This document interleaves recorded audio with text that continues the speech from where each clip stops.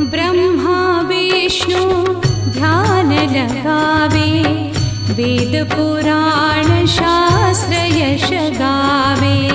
ब्रह्मा विष्णु ध्यान लगावे, वेद पुराण शास्त्र यश गावे।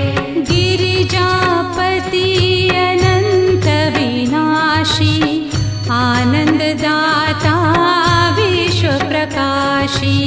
गिरिजापति